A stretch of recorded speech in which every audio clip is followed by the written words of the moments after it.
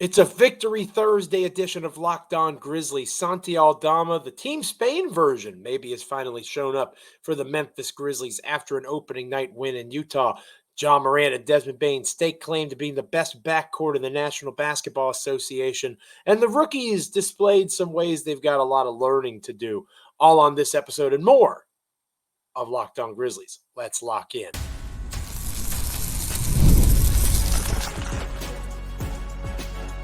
You are Locked On Grizzlies, your daily Memphis Grizzlies podcast, part of the Locked On Podcast Network, your team every day. Again, it is a Victory Thursday edition of Locked On Grizzlies, and breathe in that air, take in that sunshine, that radiant light, wherever you may be checking out this edition of the podcast. It just feels a little bit brighter. You feel a bit lighter. You feel a little more pep in the old step when the Memphis Grizzlies pick up a victory, especially on opening night. Those of you that are like me, that have been following this team for a while, you know that opening night wins are not to be overlooked. It's just one of 82, of course, but it is nice on that big opening night of the NBA schedule for your squad to pull out the W, and that's exactly what the Memphis Grizzlies did. This episode of Locked On Grizzlies is brought to you by FanDuel. You can start the season with a big return on FanDuel. Place your first $5 bet, and you'll get started with $200 in bonus bets guaranteed. Visit FanDuel.com to get started. We, of course, are free and available wherever you get podcasts. As proud members of the Locked On Podcast Network, your team each and every single day. Like, comment, rate, review, subscribe on Apple, Spotify, Amazon, YouTube. Check us out, audio, visual, both. Any way that you get a podcast, make sure you're making Locked On Grizzlies a part of your NBA and Memphis Grizzlies content consumption. And don't forget, your favorite podcast now has a newsletter introducing the Locked On Grizzlies daily newsletter. One stop for ultimate team and league coverage delivered right to your inbox. Sign up now for free at LockedOnDaily.com. That's LockedOnDaily.com. Start your day with the all-new free Locked On Grizzlies newsletter. I am your host for this episode, Joe Mullinax. Yes, I said host. That means that I am flying solo for this edition of the podcast. To Michael Cole, of course, there on the ground in Utah, then catching a flight to Houston. Very busy guy. Happy to fill in for him on this Thursday edition of the show. DeMichael will be flying solo on the Friday episode to take you guys into the weekend, taking a look ahead to the Houston Rockets game, which has all sorts of storylines just oozing out of it. I'm jealous that DeMichael gets to talk about it. I look forward to reviewing it with you on Monday. I have the honor and privilege to talk to you about Wednesday night and the beauty that was NBA opening night. I have NBA League Pass. I don't know about you, dear listener, dear viewer, but I like to just flip around and see the schedule and all the great games that are being played. Some unlikely games like Houston and Charlotte being a League Pass alert. The Hornets being able to knock off the Rockets on opening night. A bit of a surprise there. And obviously impacts Memphis since they'll be seeing Houston next. But before I get too far ahead of myself, I want to make sure that I give this game its proper due because it was a competitive game, right? It shouldn't have been. Memphis started fast, looked really good there in the first half, was up by 11 going into halftime, had a lead as big as 17 at one point, and then the Utah Jazz outplayed or outscored Memphis in the second half, but just not by enough. The Grizzlies win 126 to 124. And there's lots of things to take away from this game. It is just one game. You don't want to go into too hot of takes at this stage.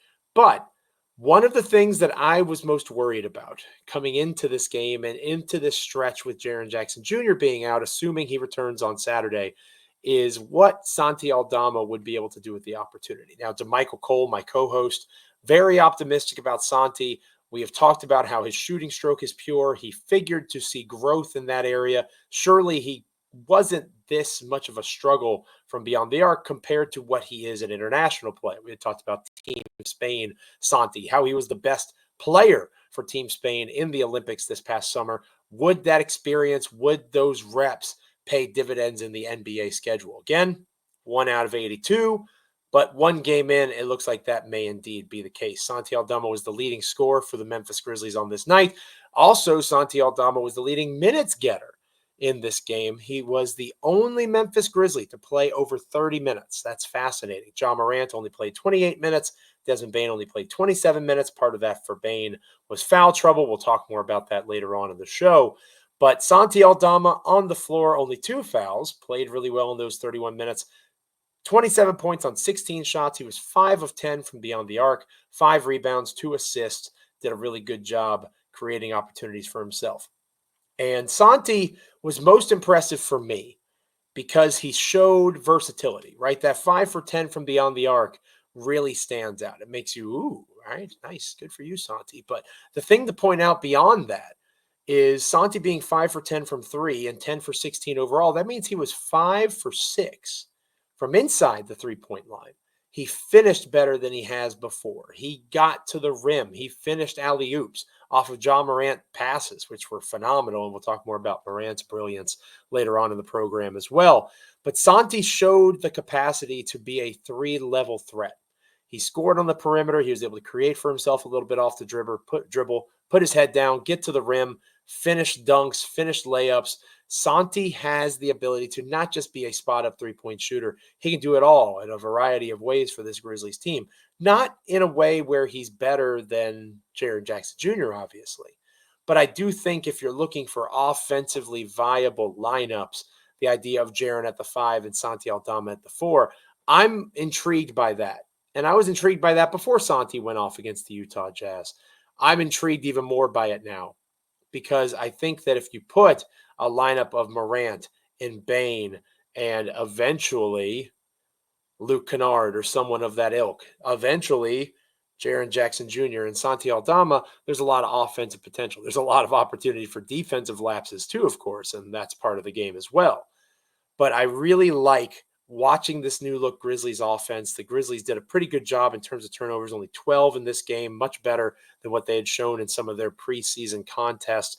They had 28 assists on their 43 made baskets. That is a remarkable number. Very, very good stuff. You want that number to be nice and high. And again, 28 assists, 43 made shots. That means that the Grizzlies were moving the ball. They were moving off of the ball as well. They were finding open shooters. They were passing up good shots for great shots. And Santi Aldama at times was the beneficiary of that.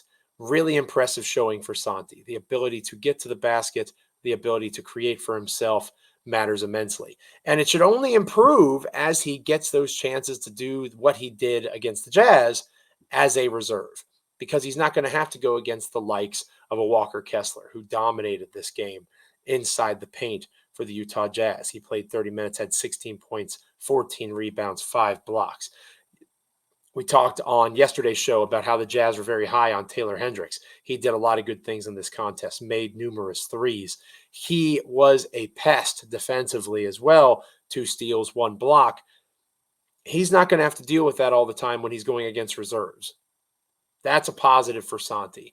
And when Aldama gets that chance, when he gets the opportunity to go against lesser players, it's going to be even more plentiful for him, the opportunities that are going to be at his disposal. And I think that the way that the Grizzlies, because of the rotation being banged up, you saw a lot of unique rotation attempts being put out there by head coach Taylor Jenkins. I think that'll settle down eventually, and you'll see Santi out there consistently with a Desmond Bane, a Marcus Smart, a Ja Morant. Even though he'll be a reserve, he will still have the chance to play with those guys and get the opportunities that'll come off of that.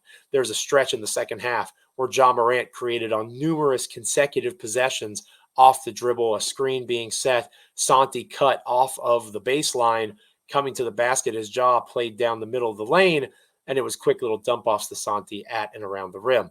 It's easy to be 5 for 6 on your 2-point shots when you're able to crash and be a beneficiary of the athleticism of Ja Morant, but you still have to finish the shot, right? You still have to be able to put the ball in the bucket, and Santi did a really good job of that.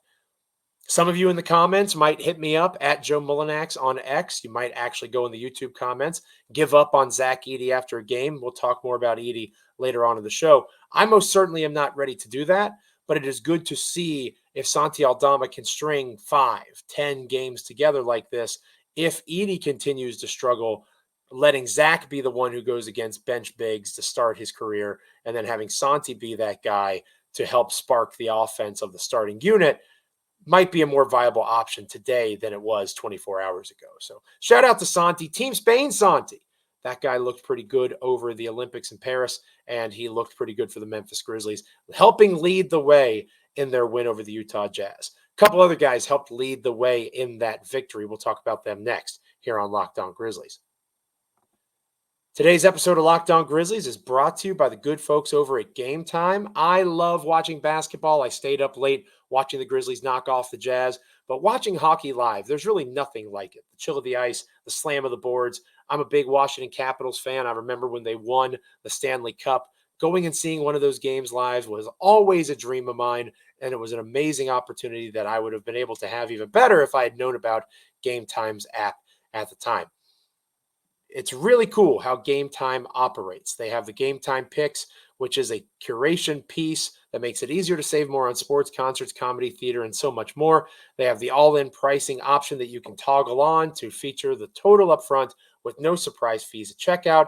You can get a panoramic view from your seat in the app before you buy, and you also get the lowest price guarantee, or Gametime will credit you 110% of the difference. Take the guesswork out of buying tickets with Gametime Picks. Download the Gametime app, create an account, and use the code LOCKEDONNBA for $20 off your first purchase.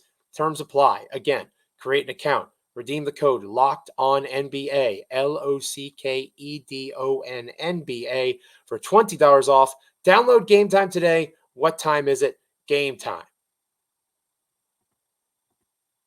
The Memphis Grizzlies really did some impressive things on Wednesday night. And the fun part of it was watching Santi Aldama be something that we haven't seen consistently. And again, consistency remains the name of the game for Santi. Two dudes that have been pretty consistent in their NBA careers to this point are Desmond Bane and Joe Mullinax. And they had the look of being the best backcourt in the NBA. I said it. I said it in the Locked On Now short that I posted on YouTube. And I'm saying it again. Joe Morant, Desmond Bane, the makings of the best backcourt in the National Basketball Association. They had a tremendous game, 15 of 32 from the field, 4 of 12 from beyond the arc. Ja only took 2 threes. Des was 4 of 10. The free throw attempts, 12 of 13. So both Des and Morant did a good job getting to the rim in a game where a lot of fouls were called. The Grizzlies took 32 free throws. The Jazz took 45 free throws. We'll talk more about those fouls coming up later on in the program. But Bane and Ja both got to the charity stripe well. They both created offense for their teammates, 10 assists for Morant and a double-double performance, 22 points. Des scored 24, 4 assists, 4 rebounds. These two guys have the ability to take over games at different stretches, and they are both a major reason why Memphis was able to hold the Utah Jazz off at the end of the game. The ability of Ja Morant to finish, the uniqueness of his game, multiple acrobatic plays at and around the rim, alley-oop passes, the vision that this guy has to put his teammates in a position to be successful is truly impressive. And the fact that he is a willing and able pass-first superstar, do not underestimate that. Do not underestimate that. This guy could score 30 points a game if he wanted to, but he prioritizes getting his teammates involved because he knows that's the best lane for this team to have a chance to win, and any team to have a chance to win, to be honest with you. After the hardships of last year, obviously the suspension, the injury, only seeing Morant for 9 games, it was a lot of fun to see and be reminded of exactly what Ja Morant is capable of. The handle that is highly underrated, the defensive improvements. He's certainly not a stopper on that end of the floor, but he seems more invested. He has the capacity to rise up, rim protect in a way that most folks do not expect him to be able to do. He has a total package of a game, especially on the offensive end. That's a heck of a lot of fun watch being unleashed on opponents. So Ja Morant looking the part of superstar, MVP potential candidate for stretches against the Jazz on Wednesday night. Desmond Bane certainly looked like he could be an all-star in his own right if Memphis is able to string together some wins, be at the top of the conference as all-star voting gets underway in the next month or two. That is a guy who Memphis needs to compete at an extremely high level for them to get to that end. I wrote about it over at Grizzly. I'm a contributor for Grizzly this season, and I talked about Desmond Bane being my pick for most improved player.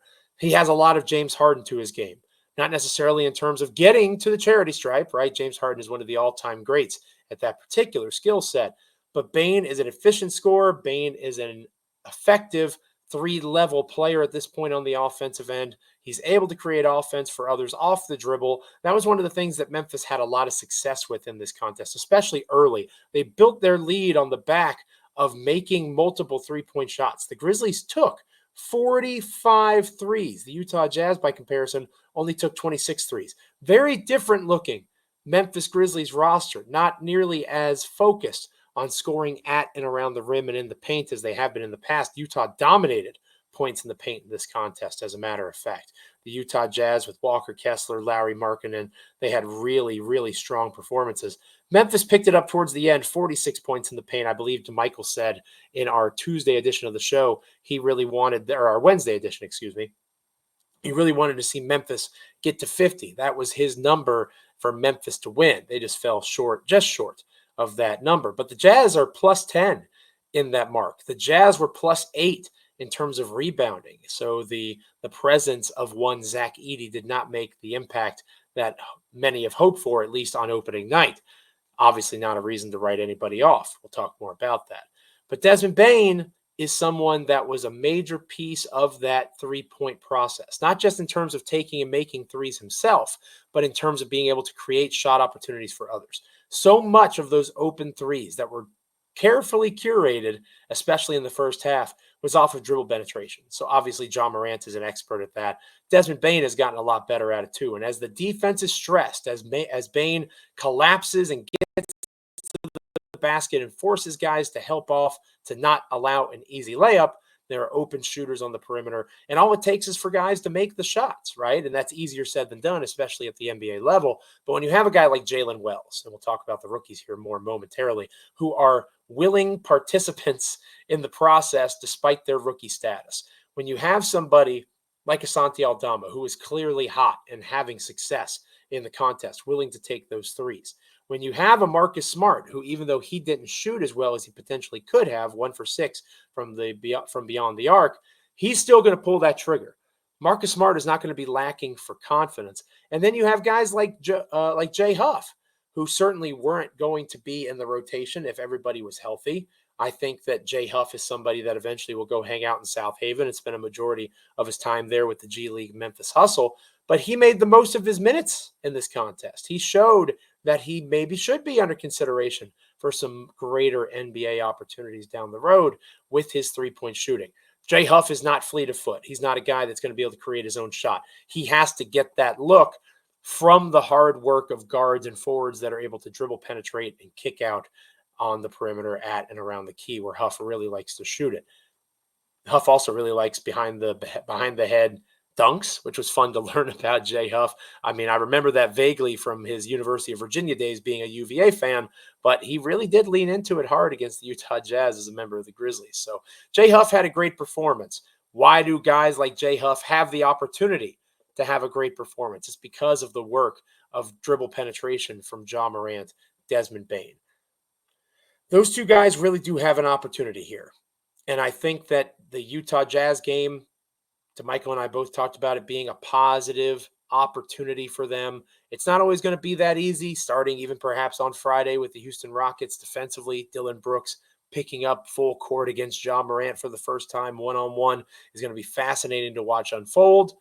It won't always be easy. It won't always be something that Memphis is going to be able to lean into on a night-in, night-out basis. However, what the Grizzlies should be able to do is find a way to cultivate those opportunities, to put themselves in a position to make the most of what those guys are on the perimeter. And again, those guys are eventually going to be Jaren Jackson Jr., Luke Kennard, Vince Williams Jr. They are going to be players like G.G. Jackson that can also create their own shot, but maybe aren't as able to facilitate at this stage, and having that secondary assistance could really enable G.G. to find his footing once he is able to actually find his footing physically due to his foot injury in about 8 weeks or so. The games of Bane and Morant are optimism building for twofold reasons. One, when Morant plays that way and shows the propensity to score on a variety of levels and get to the rim almost at will, it makes you think he could truly be an MVP candidate this season. And Desmond Bane, with his offensive versatility, his work-like mentality, the Grizzlies play-by-play folks, Brevin Knight and Pete Pranica, talked a lot about the workmanship of Bane, the professionalism. That is leadership. That is being a good role model for a younger team. Those guys have pretty solid on-court role models and off-court role models to look up to, especially in the case of Bane on that front. But John Morant has found his footing. He seems more comfortable. That redemption tour, revenge tour, whatever you want to call it, is off to a very good start for Ja. And Dez also looked good in the Grizzlies' win over Utah. Wasn't all sunshine and rainbows, though. There were a couple of guys, one in particular, that struggled against the Jazz. We'll talk about that next here on Locked On Grizzlies. This episode of Locked On Grizzlies is brought to you by PrizePicks. You can now win up to 100 times your money on PrizePicks with as little as 4 correct picks. PrizePicks is the best way to get action on sports in over 30 states, including California, Florida, Georgia, and Texas. It's the best place to get real money sports action, and you can join 10 million users and sign up today. And if you sign up today, you can go get $50 instantly when you play $5. You don't even have to receive the $50 bonus. It is guaranteed. PrizePicks is the best way to win real money this football season. Which players are going to go off? Which ones aren't? Cook up some hot takes with your friends, win real money, and make your picks in less than 60 seconds this football season with PrizePicks. You can turn your sports opinions into real money all season long. Show your crew who runs the game with PrizePicks. Again, that's PrizePicks. Run your game. Finishing up this episode of the show, talking about some not so positive performances against the Utah Jazz. And I want to start off with this because I know there's going to be Edey maniacs that are going to fill the comments and talk about why I'm being so negative. One game changes nothing.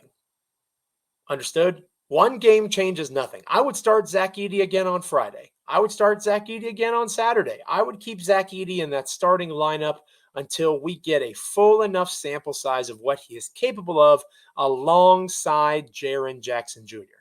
Because as awesome as it was to watch Santi Aldama offensively, it's not like he was a defensive or a rebounding machine. Jaren Jackson Jr. is the best two-way player on the Grizzlies. John Morant and Desmond Bane have more complete and better offensive games. But when you couple defensive impact with offensive effectiveness, Jaren is the guy. Jaren being next to Edey is going to look vastly different than Santi being next to Edey. And again, I mentioned the Grizzlies play-by-play crew, one of the best in the business. Brevin Knight talked numerous times about the fouls in this game. With the veterans, it's simply getting back into the NBA swing. Guys reaching, being too physical, understanding how to sell that physicality a little bit, and that led to a pretty aggressive whistle in the game on Wednesday night. But in the case of Zach Edey, Brevin Knight talked a lot about the speed of the game, how athletic the Jazz were, especially guys like John Collins. Edey was struggling mightily, and you could see that in his particular foul problems. This is a guy who didn't foul out very often at Purdue. He fouled out in his debut game for the Grizzlies in just 15 minutes played.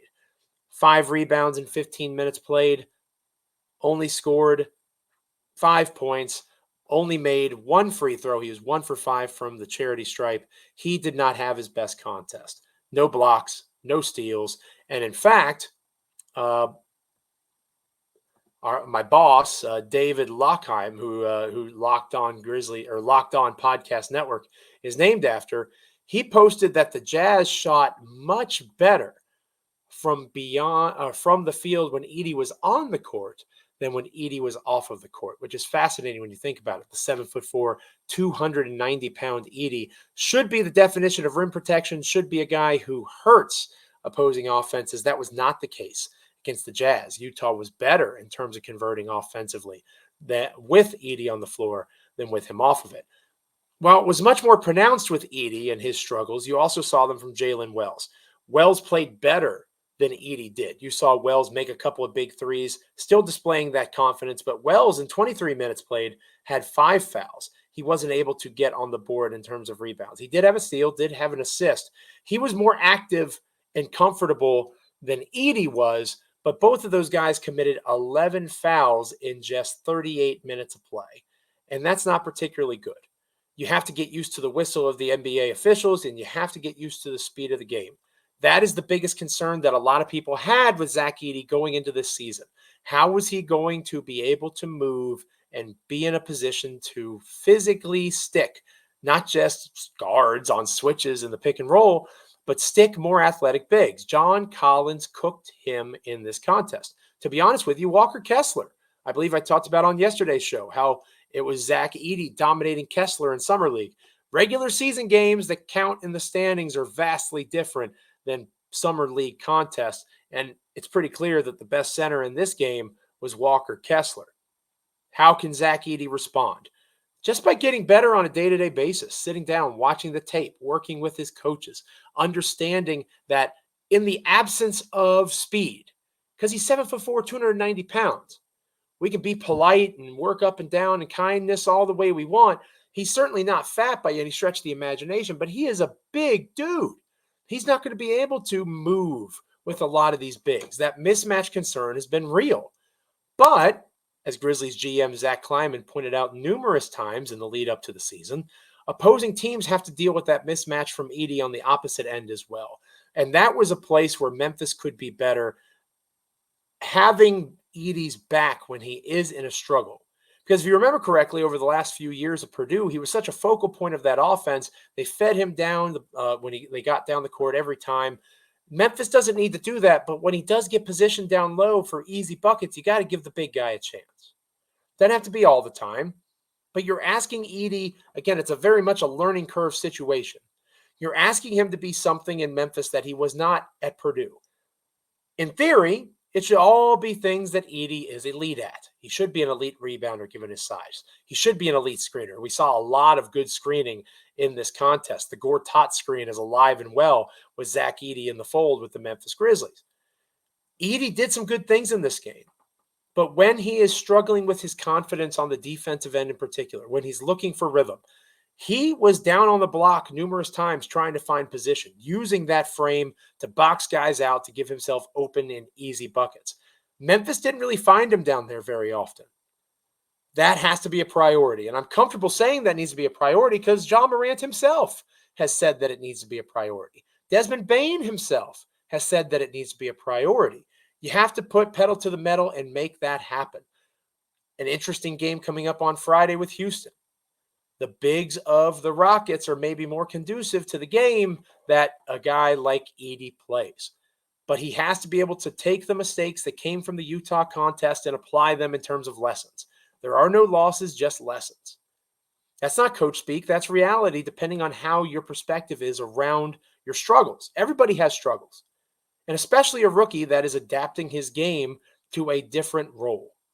Find areas where you can help him build his confidence and make sure that you are reiterating that these bits and pieces of struggle are going to come. They're going to happen. Doesn't make Edey the wrong pick. Doesn't mean that he shouldn't be a starter. This is what you run into in terms of trying to build a rookie up and a key role on a roster that I think they showed, again, one game out of 82. But the confidence that some people like myself and DeMichael Cole have in them is warranted. They were down Jaren Jackson Jr. They were down Luke Kennard, G.G. Jackson, Vince Williams Jr. Those are half almost of the rotation that most people expect the Grizzlies to actually implement. Do you really think Jay Huff is going to play a bunch of minutes for this team? Of course not. As much as I love Jalen Wells, he's not going to log a lot of time when this team's healthy either. Jake LaRavia, John Conchar, Scottie Pippen at 22 minutes, those things aren't going to happen when this team is at full strength. How does he learn and grow in those opportunities once the team gets full strength and once he has the full disposal of pieces to set screens for, to get spacing with? Give Edey a chance. Give him an opportunity. I like to say, call me at Christmas. I definitely feel that way about Edey. And you could probably extend it beyond Christmas, maybe even Valentine's Day. Give him a chance. He's adapting his game. And most importantly, he's adapting his role. He is not going to be what he was at Purdue in Memphis. And that is not Edey's fault. That is a way to build up his skill set as an elite role player for what Memphis needs for him or from him further on down the line. Not the best debut for Edey, but plenty of guys have had rough debuts and then gone on to great careers. I think Zach Edey is going to be another example of that. Thank you guys so much for being with me on this episode of Locked On Grizzlies on the Friday edition of the show. DeMichael Cole will be with you flying solo from Houston, Texas, getting ready for Grizzlies Rockets. And then, of course, the weekend double feature. The home opener on Saturday night against the Orlando Magic. DeMichael will talk to you about all of that and more, I'm sure, on the Friday episode. Make sure you're here with him for that. And make sure that you're subscribing, if you haven't already done so, to the Locked On Grizzlies daily newsletter. Your favorite podcast now has a newsletter. It should be your one stop for ultimate team and league coverage delivered directly to your inbox. Sign up for free now at LockedOnDaily.com. That's LockedOnDaily.com. Start your day with the all-new free Locked On Grizzlies newsletter. Make sure you're liking, commenting, rating, reviewing, subscribing wherever you get your podcasts, Apple, Spotify, Amazon, YouTube, literally anywhere you get a podcast, you can get Locked On Grizzlies. Make sure you're becoming an everydayer and you're hanging out with myself and or DeMichael each and every time an episode drops. Go Grizzlies. Be excited for a win. John Morant looks the part. Same thing with Desmond Bane. Santi Aldama, Team Spain, Santi, stand up. Zach Edey will come along. These other guys will as well. The roster will get healthy. I think good times are coming for this team. Enjoy the win. Enjoy your Thursday. Make sure you're having a great day, and make sure you're right back here tomorrow for an all-new episode of Locked On Grizzlies. Subscribe to the newsletter. Catch you later.